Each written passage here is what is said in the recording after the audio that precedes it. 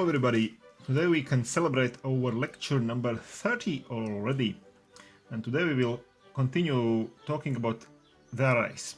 And actually array declaration is the thing with which we actually started talking about arrays in the very first lecture about arrays, but today we will talk more about declaring an array. We will go deeper into this declaration command, and then we will see how the variables actually are put into the memory, and we will also see what is a constant variable. So let's delve deeper into this very simple command of declaring an array. So we remember that we had to specify the data type when creating an array, then comes the array name, the variable name, and then comes this part in brackets here where we specify the length of the array. And let's go into deeper knowledge about what actually is this part here in the brackets. And actually in the brackets we can only put a constant. We didn't talk about it very much when we talked about this declaration command, but actually this declaration command requires a constant as the array length. Well, it's very obvious if we think about it, because the declaration command of course executes at compile time. So let's remember that there are two distinct times in the programming. So first of all, there is the compile time in the C++ programming at least. So the compile time means that the code, our written code, is compiled. Compilation means to build an executable file, an exe file, for example, in the Windows environment.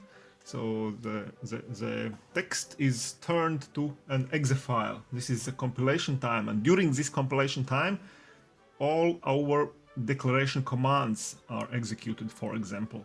So also our simple declaration commands like just int x, for example. So the x is put into the memory. We saw the memory structure in the few last lectures and how it's done by the performer, how the performer finds a free place in the memory, and how the performer puts the variable there and assigns to itself that this variable is stored, and all the declaration commands are executed at compile time. So the memory is prepared for work. So, and because it's at compile time, we of course can only put a constant here. So what does it actually mean to put a constant? So let's see one example where we would like to put something else actually when creating an array. So let's say we want to allow user enter an integer number first, integer n, let's say, and afterwards let user enter another n integers. Okay, so we let user enter how many integers he will want to enter, and then enter all those integers. So for example, with those n integers we can afterwards deal and do various things. So the natural wish of course would be to write something like that, for example. So let's introduce a variable n, and then user enters n. This is how many numbers he wants to enter, and now to let user enter n integers we create a variable like that, int r with length n. Now this is of course a natural wish, but I can't overemphasize how wrong this is. So this is a very wrong solution. It can work depending on different situations, but it is a very bad programming style to do something like that, because here in the brackets we can see this is not a constant. N is a variable and it is not a constant. We don't know the value of n at compile time. This is the most important thing here. We don't know the length of the array at the compile time, but it is the compile time when this array is created in memory, and we have to know the length of it at the compile time. So here the length of the array will only be entered by the user at runtime. Later at runtime, when the program is actually run, only then we will know the value of n, and this is of course too late because array is already created. So let's see how it's actually done in the memory. If we write something like that, what does it actually mean? So these declaration commands like int n, and also this creation of the array, declaration of the array, these commands are done at the compile time like we saw before. So for example, if we write int n, it means that somewhere in the memory where there is free space, the performer just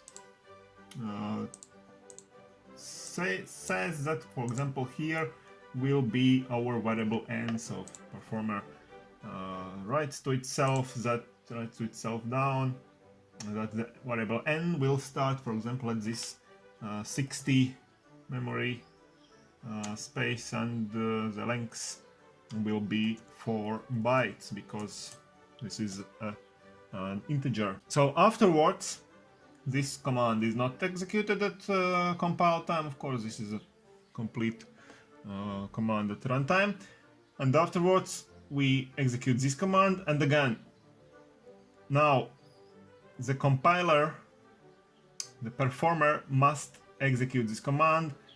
Therefore, it must find a place for n integers for this array, for n integers. So what does it do? What does the performer do? Performer looks here the value of n, because n is stored here, so here is the value of n.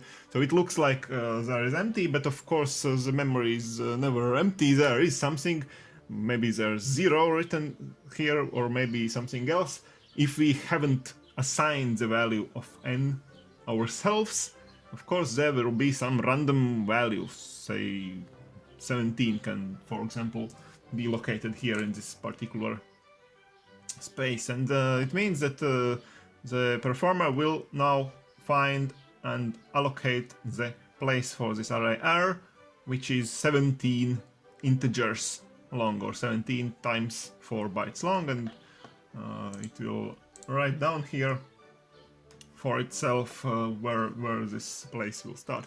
But of course, at runtime, user can enter a different value for n, for example 100, and then we will think, we as the programmers, as developers, will think that the array is 100 elements long, while actually it's only 17, because the 17 was just the random place, the random value in this memory place.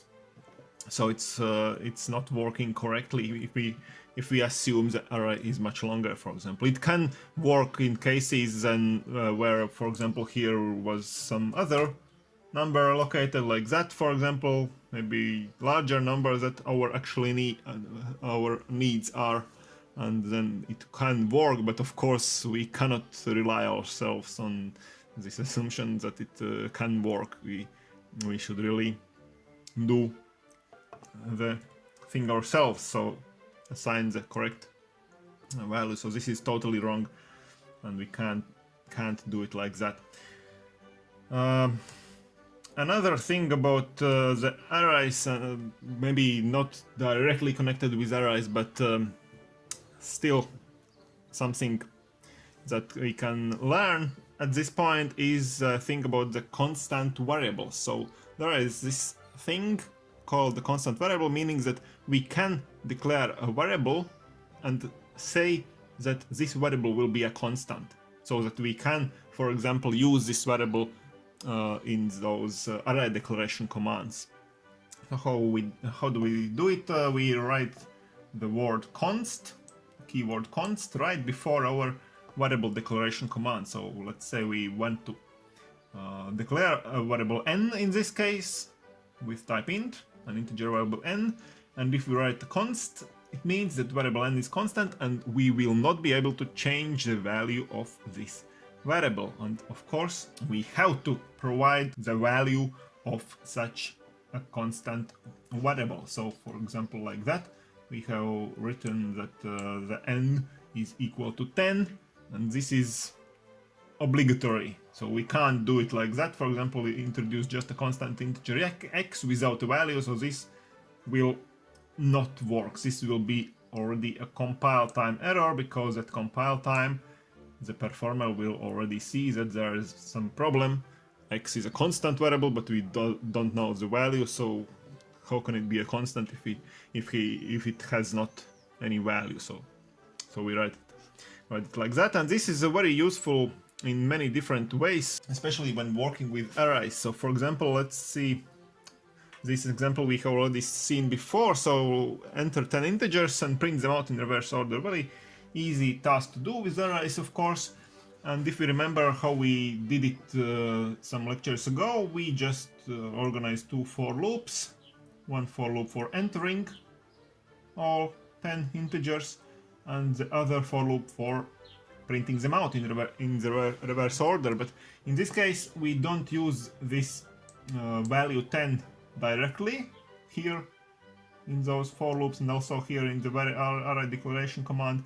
But we first will declare a constant variable. So we say that there will be a variable called size for array size, and it will be a constant variable. And if we have written something like that, it means that we can actually do that thing here.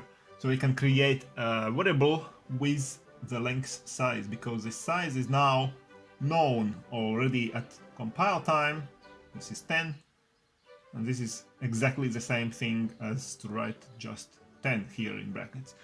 And also we can use the same variable size here, where we go through the array, changing index from 0 to size -1, and also in reverse order here, starting the index with the last element, size -1, and going down to 0.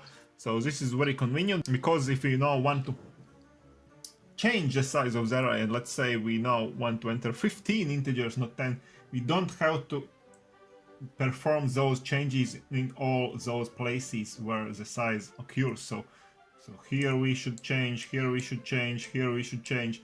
Now this is not necessary, and it is very error-prone approach to change something in different places, because errors can occur if we forget to change something somewhere. And now we only have to change one thing here. So here we say, let's say, right, 15 instead of 10, and everything works correctly. So we don't have to change here, here, and here. This changes automatically, because here we have used the same variables, and this is a very convenient approach to use constant variables for those purposes. But of course, constant integers can't be changed.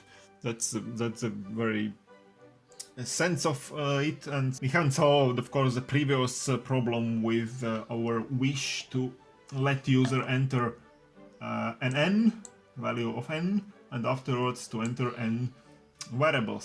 So for example, in this case, if we write that n is a constant variable, then it means that we can't, of course, write this command.